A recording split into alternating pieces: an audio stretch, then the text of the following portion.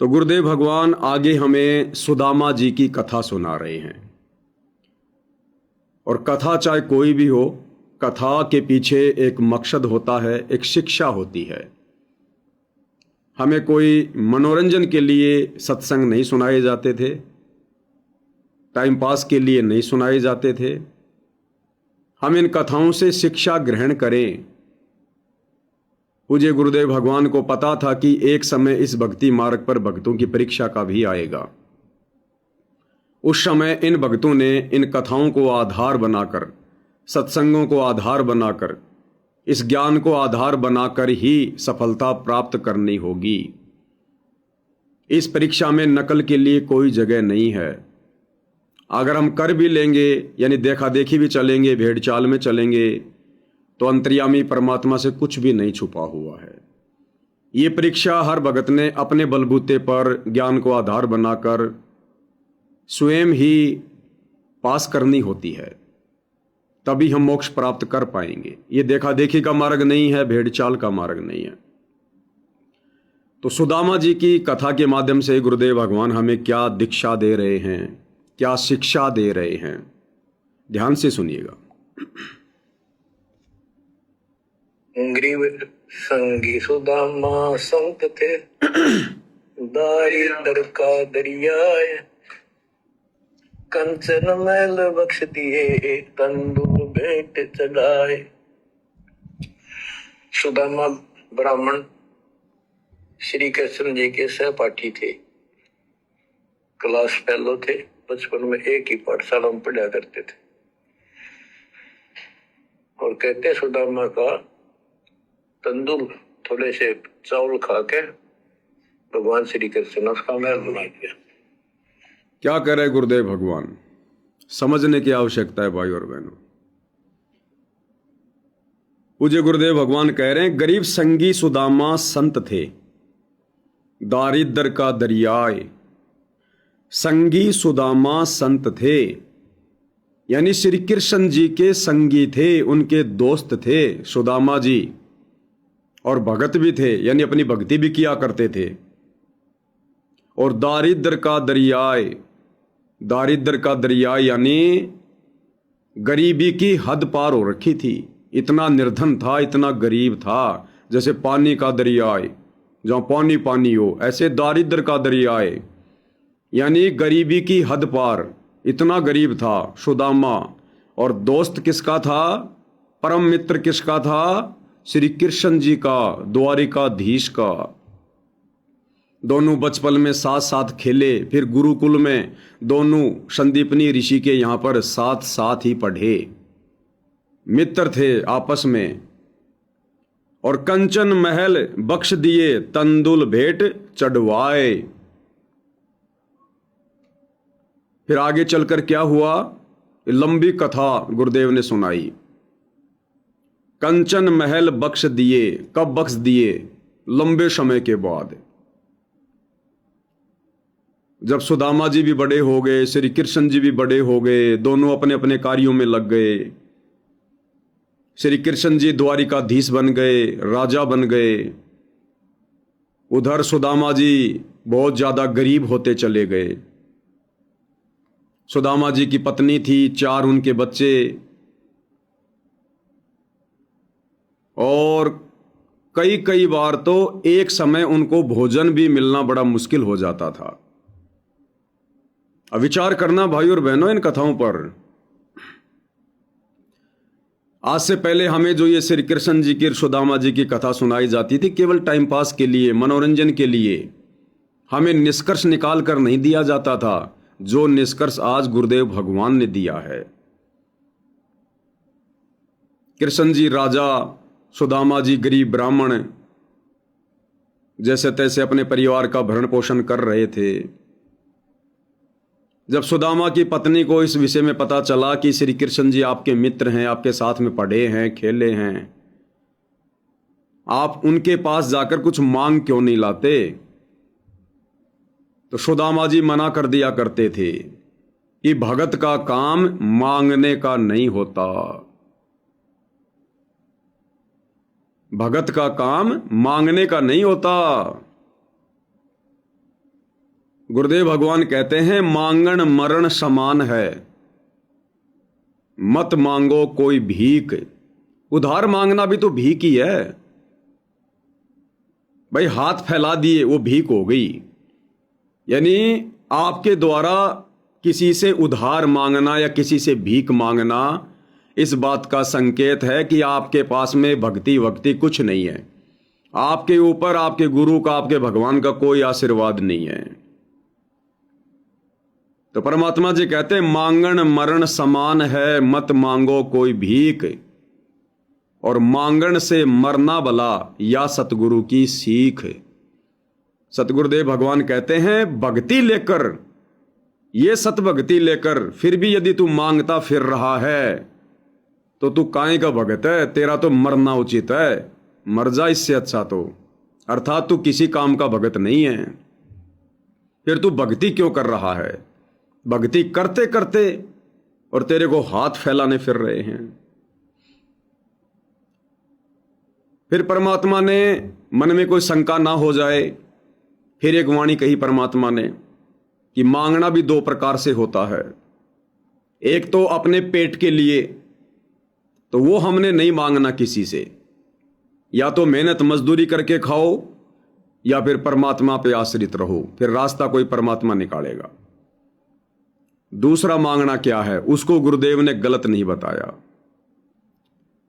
मांगू, क्या कहा गुरुदेव ने? मरूं पर मांगू नहीं, मरूं पर मांगू नहीं, तन अपने के काज। यानी मैं मर जाऊंगा लेकिन मांगूंगा नहीं। किस लिए?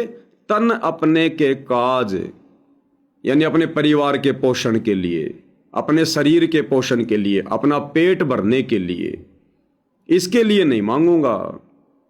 भले मैं मर जाऊं, मरूं पर मांगू नहीं, तन अपने के काज, पर परमार्थ के कारणे मोहे तनिक न आवे लाज। और यदि बात आएगी परमार्थ को लेकर, सेवा को लेकर, तो परमात्मा कहते हैं फिर मुझे मांगने में कोई शर्म नहीं है। मरू पर मांगू नहीं, तन अपने के काज, परमार्थ के कारणे मोहे जरा न आवे लाज। तो ये हमने ध्यान रखना है भाई और बहनों, मांगने भी अंतर होता है। अपने पेट पोषण के लिए, परिवार पोषण के लिए, अन्य किसी प्रकार की आवश्यकताओं के लिए अब हम भक्तों ने किसी के आगे हाथ नहीं फैलाने हैं, ना अपने किसी भगत भाई के आगे, ना किसी यार और मित्र के आगे, ना किसी रिश्तेदार के आगे, ना किसी बैंक के आगे। उधार तो उधार है, चाहे बैंक से लोन ले लो या चाहे वैसे किसी से महीने 2 महीने के लिए मांग लो, ब्याज पे मांग लो, वो सब मांगना ही है। हम उधार क्यों मांगेंगे बताओ? हमें किस चीज की आवश्यकता है? क्या हमारा भगवान इतना भी नहीं देगा जो हमारी आवश्यकताओं की पूर्ति हो सके? फालतू के हमारे कोई खर्चे नहीं है, हमारे कोई शौक नहीं है, फिर भला हमें किसी से मांगने की क्या जरूरत पड़ेगी? और भक्ति यदि हम शास्त्र अनुकूल कर रहे हैं, मर्यादा में हैं, तो क्या हमारा सतगुरु 2 वक्त की रोटी भी नहीं देगा क्या? सर ढकने के लिए छत भी नहीं देगा क्या? तन ढकने के लिए कपड़े नहीं देगा क्या? सब कुछ देगा। तो आज से पहले लोगों को तत्व ज्ञान नहीं था, लोगों के पास सच्चा सतगुरु नहीं था, इसलिए भक्ति भी करते थे और लाल कपड़े पहन के, सफेद कपड़े पहन के मांगते भी फिरते थे। अब गुरुदेव भगवान ने कलयुग के बिचली पीढ़ी में आकर हमें यथार्थ ज्ञान दे दिया, सत्य ज्ञान दे दिया। परमात्मा ने हमें रहने करने के विषय में समझा दिया, बता दिया। तो हम भगत भाई बहनों ने अब किसी के आगे हाथ नहीं फैलाने हैं।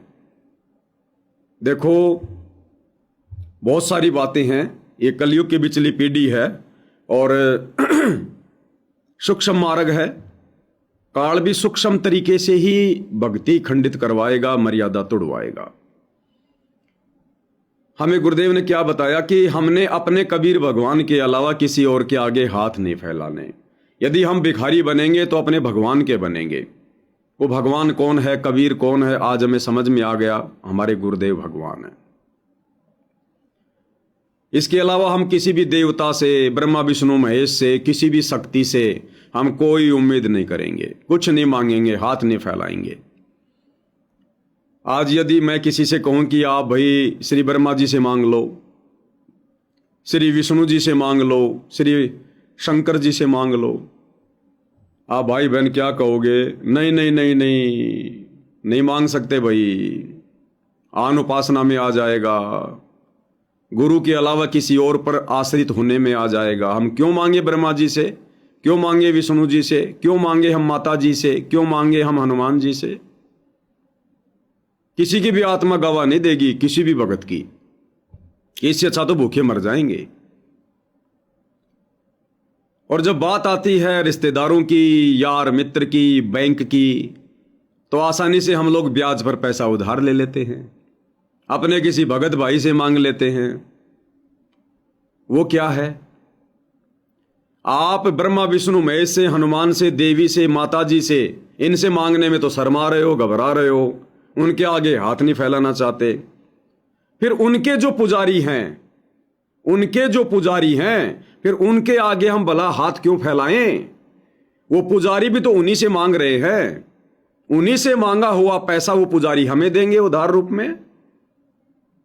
तो बात तो एक ही हो गई, चाहे डायरेक्ट ब्रह्मा विष्णु महेश से मांग लो, चाहे उनके पुजारियों से मांग लो, बात तो एक ही हुई।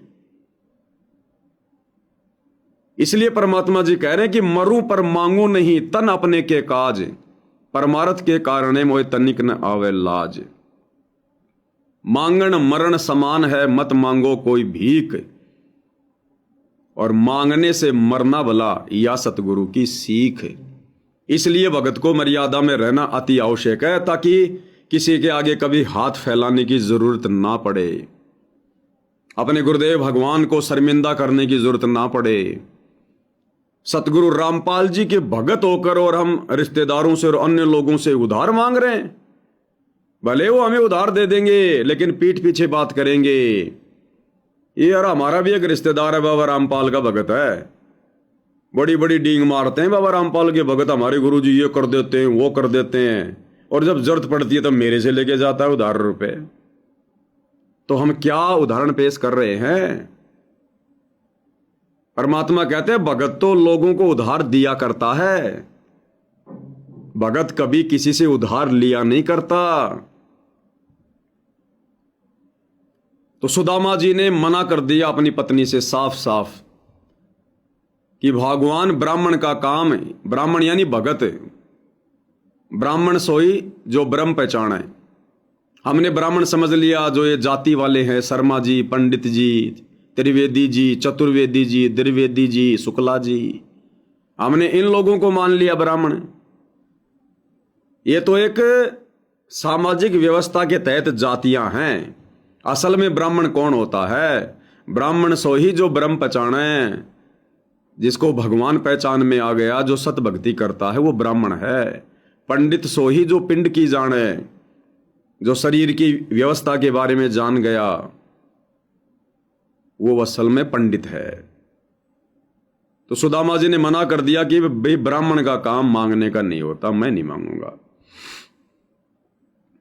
काफी दिन बीत गए। अब गरीबी है तो भाई और बहनों घर में लड़ाई झगड़ा भी स्वाभाविक बात है, क्योंकि हमेशा टोटे में लड़ाई होती है। टोटे में लड़ाई, टोटा यानी गरीबी।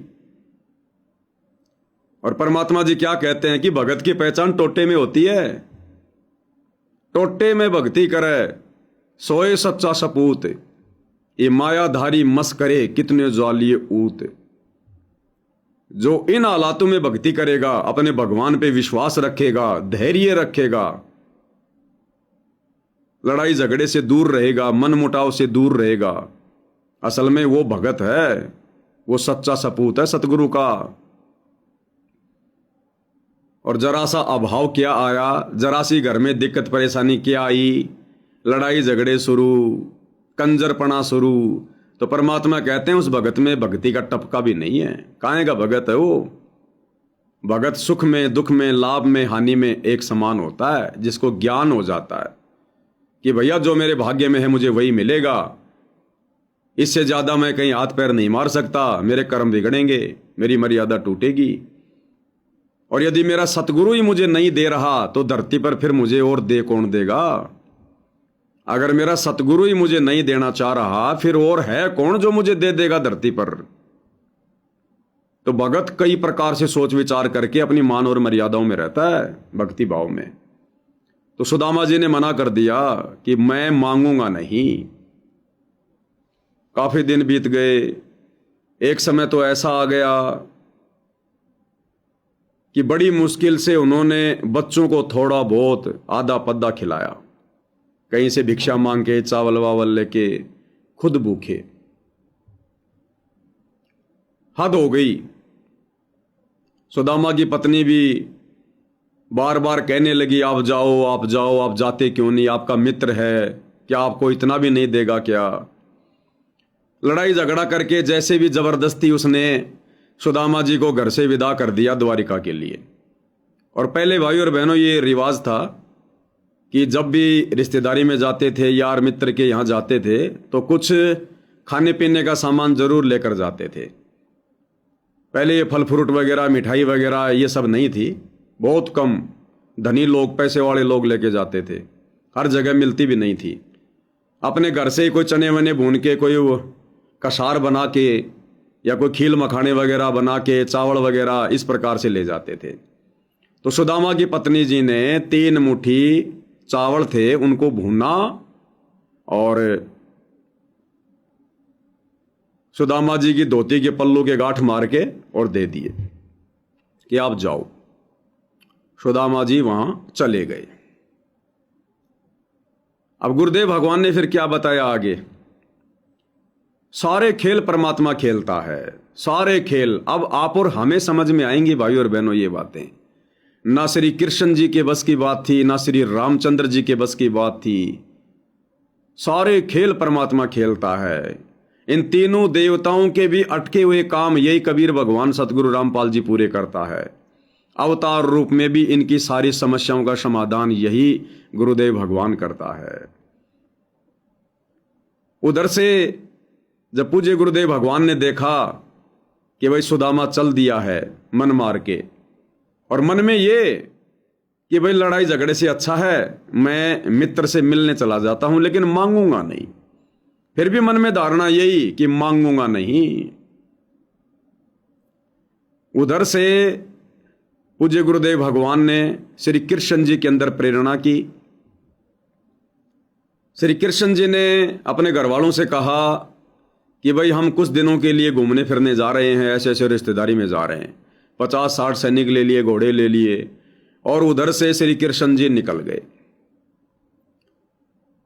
इधर से पूज्य गुरुदेव भगवान श्री कृष्ण जी का रूप बनाकर, और जितने सैनिक वो लेकर गए थे, घोड़े गाड़े लेके गए थे, सेम टू सेम घोड़े सैनिक वैसा का वैसा पूरा खेल रच दिया परमात्मा ने। और कुछ ही देर के बाद में वापस आ गए। वापस आए तो घर वालों ने पूछा, जी आप तो अभी भी तो गए थे। बोला 10-15 दिन लगेंगे। बोला कोई नहीं, बोले आ गया मैं। बोलो कैंसिल कर दिया। अब श्री कृष्ण जी के रूप में वहां पर रियल त्रिलोकीनाथ कबीर भगवान सतगुरु रामपाल जी विराजमान हो गए। सुदामा जी चले गए। इधर से परमात्मा ने क्या किया? एक सेठ का रूप बनाया, बैलगाड़ी लेकर, और अच्छा खासा सामान बैलगाड़ी में रखकर पीछे से सुदामा जी के घर पर सुदामा जी की जो पत्नी थी उसको दे गई। कोई भी बहाना बना के परमात्मा ने वहां पर राशन रख दिया। अब जैसे ही वहां सुदामा गए, और मालिक तो अंतर्यामी थे, जानी जान थे, लेकिन जैसे भी उनको द्वारपालों ने बताया कि जी ऐसे ऐसे को सुदामा नाम का कोई व्यक्ति है, दिखने में तो बहुत ज्यादा गरीब और दारिद्र है, लेकिन वो कह रहा कि मैं श्री कृष्ण जी का परम मित्र हूं। अब जब परमात्मा जी ने सुदामा जी का नाम सुना तो रियल है भाई और बहनों, जो हमें उन कथाओं में देखते हैं ना, जो टीवी सीरियल में देखते हैं, नंगे पैरों श्री कृष्ण जी के रूप में कबीर भगवान सतगुरु रामपाल जी, भगत वत्सल भगवान नंगे पैर ये परमात्मा दौड़ पड़ा, सुध बुध खो दी अपनी कि मैं राजा हूं, मैं क्या हूं, लोग क्या कहेंगे, द्वारपाल क्या कहेंगे। नाम ही सुना था सुदामा का। दौड़ पड़े परमात्मा नंगे पैरों, आंखों में आंसू, और सबके सामने कुछ नहीं देखा भगवान ने। क्योंकि भाई और बहनों, सुदामा भी तो परमात्मा की आत्मा, ना जाने कितने जन्मों से परमात्मा उस आत्मा को भक्ति करवाते करवाते करवाते करवाते लेके आ रहे थे। और जब कोई विशेष आपत्ति आती है तो ये परमात्मा ही अपनी आत्माओं को संभालता है। तो परमात्मा जी श्री कृष्ण जी के रूप में नंगू पैर और सबके सामने सुदामा जी फटे हाल, और उनको अपनी बाहों में भर लिया। फूट फूट के रोने लगे परमात्मा उनसे लिपट कर। और लोग देख रहे हैं कि भगवान को क्या हो गया, भगवान को क्या हो गया। क्योंकि ये परमात्मा अपनी आत्मा देखता है। अगर श्री कृष्ण जी होते वहां उस समय, भाई और बहनों, ये कथाएं नहीं बन पाती। इस भगवान ने तो भक्ति को जीवित रखना होता है, लोगों के दिलो दिमाग में धार्मिकता को पैदा करके रखना होता है। अगर श्री कृष्ण होता उस समय रियल में, उसको कोई परवाह नहीं थी। क्या पता लोकलाज में आ जाता, शर्मा शर्मी में आ जाता, मिलने से इनकार कर देता, या मिलता भी तो खाली फॉर्मेलिटी सी करता। लेकिन परमात्मा ने इतिहास बनाने होते हैं कि भगत और भगवान के बीच में कितना प्रेम होता है, यदि भगत सच्चा है तो। बड़े आदर और सत्कार के साथ में सुदामा जी को महल में लेकर आए, और जिस सिंहासन पर परमात्मा जी बैठे हुए थे उस सिंहासन पर श्री सुदामा जी को बैठाया। किसने? कबीर भगवान सतगुरु रामपाल जी ने। आज ये नादान संगत जो सतलोक आश्रमों से जुड़ी हुई है, साध संगति के अभाव में अपने भगवान को पहचान नहीं रही है, अपने गुरु को मानुष मान रही है, उनके चरण धोकर चरणामृत लेने से शर्मा रही है। शिक्षा लेनी चाहिए संगत को। परमात्मा जी ने अपने सिंहासन पर सुदामा जी को बैठाया और पानी का थाल लेके आए, लोटा लेके आए पानी का, और सुदामा जी के पैर आप समझ सकते हैं भाई और बहनों, कितनी मिट्टी धूल लगी होगी, कितना मैल होगा, कितने वो गंदे पैर होंगे। सुदामा जी को सिंहासन पर बैठाकर परमात्मा जी ने नीचे थाल रखा, लोटे से जल डाल डाल के परमात्मा सतगुरु रामपाल जी भगवान और अपनी आत्मा के चरण धो रहे हैं, अपने आत्मा के चरण, और आंखों से आंसू गिर रहे हैं। पानी से ज्यादा तो आंसू गिर रहे हैं। ये सोच कर कि देख मेरी आत्मा की क्या हाल कर दिया काल ने, मेरे से बिछुड़ने के बाद इनका क्या हाल हो जाता है, फिर भी ये नालायक मुझे पहचान नहीं पाते, बार बार मेरे से ये बिछुड़ जाते हैं। परमात्मा जी ने चरण धोए, अपने हाथों से टॉवेल से पूछा, अच्छी जगह पे फिर उनको बैठाया और भी। और गुरुदेव ने बताया कि 7 दिन तक परमात्मा ने सुदामा जी को अपने महल में रखा। उन्हीं के साथ में रहना, सोना, खाना, पीना, बातें करना। फिर सुदामा जी को अपने बच्चों की याद आई। मालिक ने याद आने नहीं दी बीच में। 7वें दिन सुदामा जी को अपने बच्चों की याद आई कि ओहो, मैं तो बच्चों को किस हाल में छोड़ के आया था, क्या पता जिंदा भी हैं या नहीं हैं। घर में अनाज था ही नहीं बिल्कुल भी। तो सुदामा जी ने कहा कि मित्र अब मैं जाऊंगा। अब देखो खेल परमात्मा जी के, ये उदाहरण ऐसे नहीं बनते। 7 दिन बीत गए, सुदामा ने भी नहीं मांगा, अपने मुख से नहीं कहा, जबकि उसकी हालत सब कुछ बयान कर रही थी, लेकिन सुदामा ने अपने मुख से नहीं कहा। इधर से कबीर भगवान सतगुरु रामपाल जी ने भी नहीं कहा कि सुदामा कुछ ले जा। परमात्मा ने कहा कि और सब क्या हालचाल है भाई, बाल बच्चे सब मौज में हैं, मजे में हैं। सुदामा ने भी यही कहा कि भगवान जब आपका आशीर्वाद है तो फिर कमी किस चीज की,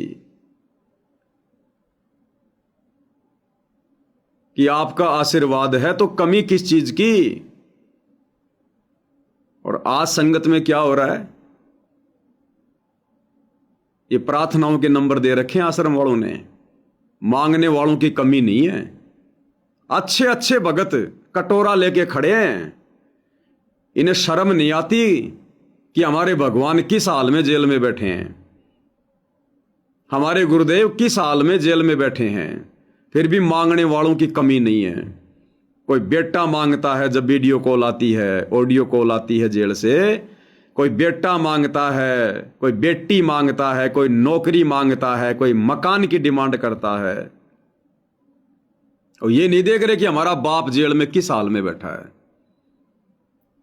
मर्यादा में रह के भक्ति करके कोई नहीं लेना चाहता भगवान से, सबको बैठे बैठे चाहिए, भक्ति भी ना करनी पड़े, मर्यादा भी ना निभानी पड़े, और बस मांगने से हमारा काम चल जाए। 7 दिन हो गए, सुदामा ने ये नहीं कहा कि मुझे कुछ दे दे, और ऊपर से भगवान कह रहा कि घर परिवार सब ठीक है, कुशल मंगल है, कोई कमी तो नहीं किस चीज की। फिर भी ये कह रहा कि भगवान जब आप हो तो फिर कमी किस चीज की। परमात्मा ने भी नहीं दिया, उसके देने का तरीका कुछ और है, जिस तरीके को आज कोई भगत समझ ही नहीं पा रहा। शुरू कर दी अन्नपूर्णा मुहिम, अन्नपूर्णा मुहिम, इस प्रकार से नहीं देता भगवान। और सुदामा के सामने भी यही कबीर भगवान सतगुरु रामपाल जी थे। क्या उन्हें पता नहीं था क्या हालत है मेरे मित्र की? लेकिन उसका विधान है, वो अपना विधान कभी नहीं तोड़ता। भक्तों को लगा दिया मजदूरी पे, भक्तों का बेचारों का खुद का ज्योति पाठ और दान का पैसा लुटा रहे हैं जगत वालों पर। अरे उस समय भी तो श्री कृष्ण जी के रूप में यही भगवान था, उसके पास सैनिकों की कमी थी क्या? जैसे आज सतलोक आश्रम वालों के पास में भक्तों की कमी नहीं है, पैसों की कमी नहीं है। उस समय क्या श्री कृष्ण जी के रूप में कबीर भगवान सतगुरु रामपाल जी के पास में धन की कमी थी क्या? वो तो द्वारिकाधीश था। सेना की कमी थी क्या? सबसे बड़ी सेना थी उस समय उनकी, नारायणी सेना। भेज देते 150 सैनिक, राशन पैक करवा करवा के, और कारीगर भेज देते, मजदूर भेज देते कि जाओ मेरे मित्र सुदामा का मकान बना के आओ। ये तरीका नहीं है इस परमात्मा का। सुदामा जी चल दिए वापस, और उधर से परमात्मा जी ने देखा कि भाई घर से कुछ मेरे लिए भेजा कि नहीं भेजा, बहन ने मेरे लिए कुछ भेजा कि नहीं भेजा। ये भाभी भाभी तो ये जगत वाले बोलते हैं कि भाभी ने मेरे लिए कुछ भेजा कि नहीं भेजा।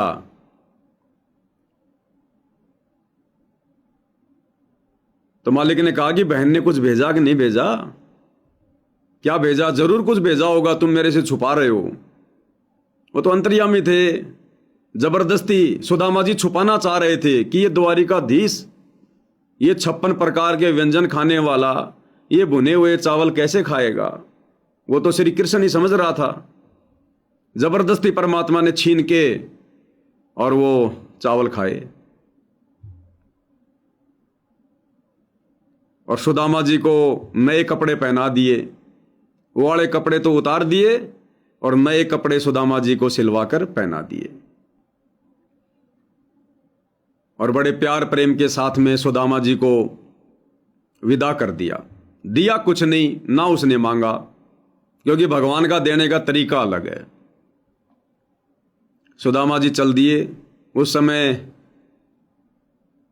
पैदल यात्रा थी, हालांकि लोग बैलगाड़ी में भी चलते थे, घोड़ों पर, हाथी पर भी चलते थे, लेकिन वो तो बेचारा गरीब था, चल दिया पैदल।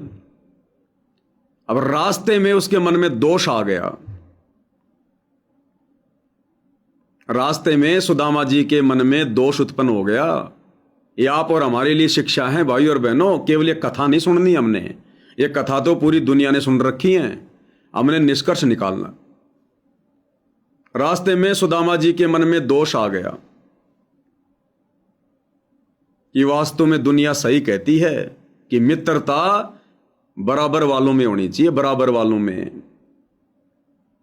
मेरे से बार बार पूछ रहा था, घर वाले सब ठीक है ना, और तो मौज है ना? क्या उसे मेरी हालत दिखाई नहीं दे रही थी? मेरे फटे पुराने कपड़े, मेरी फटी पुरानी जूतियां, मेरी हालत क्या हो रही है, क्या उसे दिखाई नहीं दे रहा था? मेरा मजाक कर रहा था, मेरा मजाक। ये दोष सुदामा जी के मन में आ गया। आप और हमारे लिए शिक्षा है। ये दोष मन में आया ही था। उधर से 2-4 लुटेरे आ गए सामने से, और उन्होंने सोचा भाई आज तो बड़ा पैसे वाला आदमी आ रहा है, क्योंकि बढ़िया बढ़िया सफेद कपड़े पहन रखे थे, नए नए ताजा ताजा। उन्होंने सोचा कि कोई सेठ है और उगाई करके आया है, जरूर इसके पास में पैसे मिलेंगे। तो पहले तो सुदामा की ढंग से करी ठुकाई कि सामने वाले को पहले अधमरा कर दो। तो उन दोनों तीनों ने लग के पहले तो सुदामा की ढंग से करी ठुकाई, और फिर उसकी जेब जाब टटोली तो चवन्नी मिली नहीं। तो उन्होंने सुदामा जी के कपड़े निकाल लिए, नंगा कर दिया बिल्कुल। बोला चल ये कपड़े निकालो, इसके कपड़े निकाल लिए।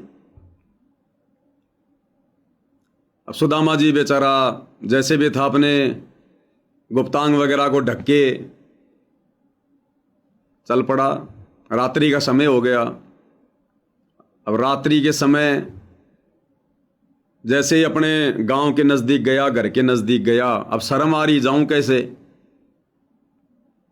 उधर से परमात्मा ने क्या खेल खेला? अन्नपूर्णा मुहिम के तहत नहीं, इस भक्ति विरुद्ध अन्नपूर्णा मुहिम के तहत नहीं, उधर से पूज्य गुरुदेव भगवान ने जो श्री कृष्ण जी के रूप में थे वहां, उन्होंने विश्वकर्मा जी को आदेश दिया, और विश्वकर्मा जी आए और सुदामा जी का महल बनाकर चले गए। उसी दिन से काम पे लग गए थे जिस दिन सुदामा वहां से निकला था। महल बना दिया, कपड़े लट्टे धन वगैरह सब कुछ, कई वर्षों का, जीवन पर्यंत का परमात्मा जी ने भर दिया सामान अपने भगत के घर में। नौकर चाकर सब, गहने गाठी वगैरह सब। अब उसकी जो धर्मपत्नी थी उसको अंदेशा हुआ कि पंडित जी आज आ जाएं, कल आ जाएं, आज आ जाएं, कल आ जाएं। तो रोजाना वो महल की छत पे खड़ी होकर देखा करती थी कि पंडित जी कहीं बहक ना जाएं, कि यहां तो मेरी झोपड़ी थी, ये महल किसने बना दिया, कहीं विचलित ना हो जाएं।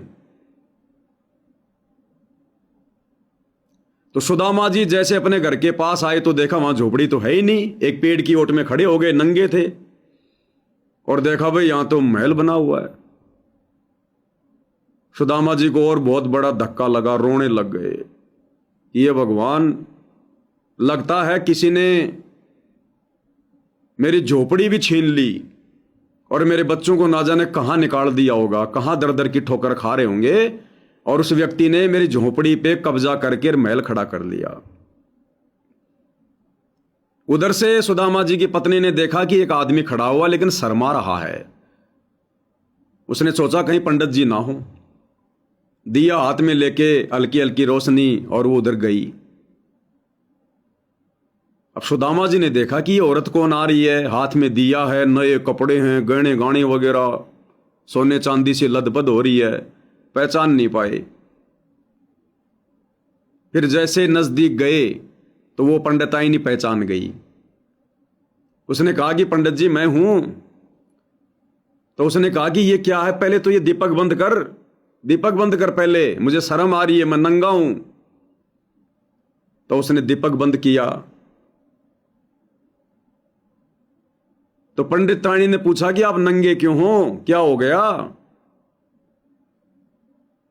और बोलो देखो आपके भगवान ने क्या ठाट बाट कर दिए। जिस दिन आप गए थे ना उसी दिन आपके मित्र ने, आपके भगवान ने यहां पर काम शुरू कर दिया, धन धान्य से भर दिया सब कुछ।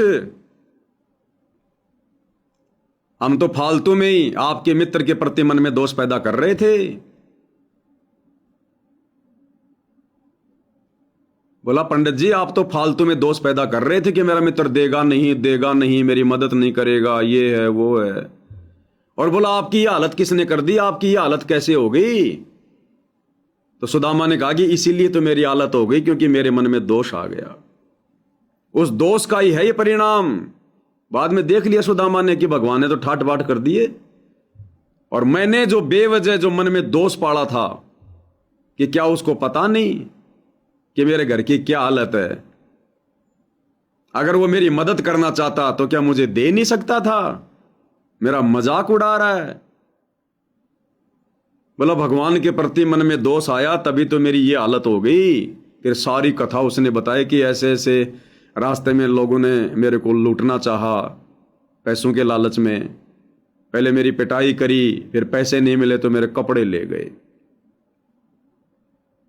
और सुदामा जी फिर अपने कपड़े पहन के फिर अपने महल में गए।